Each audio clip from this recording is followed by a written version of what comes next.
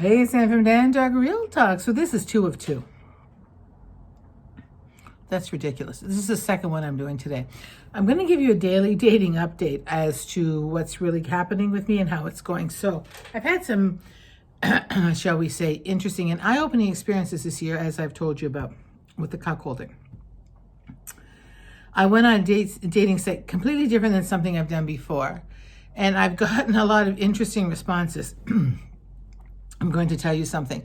The faceless stuff is not cool with me. And I've realized that some of the things some of these guys say, maybe other women get turned on by it.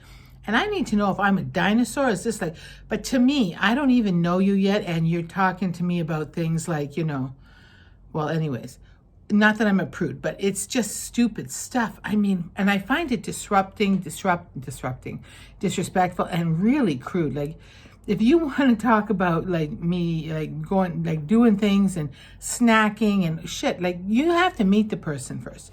I believe that everything in life is a process. You don't climb, Mount Everest without practicing and training and doing it. You don't just get up one day and say, hey, you know what? Here's my backpack. I'm going to get some shoes. I'm going to go to Mount Everest. That don't happen. You got to get ready for things. You have to acclimate to the oxygen and the levels and this and that.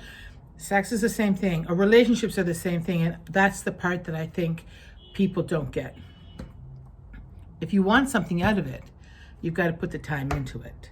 Otherwise, if you just want to fuck buddy, well, you know what? You can get those too, but this ain't this chick.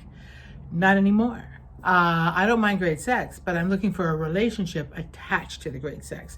So as I'm telling you now, my dating journey is still that a journey. I'll keep you updated, but I'm thinking seriously of taking up pottery or something. Diane from Dan Dog Real Talk, and I'll see you tomorrow. Bye.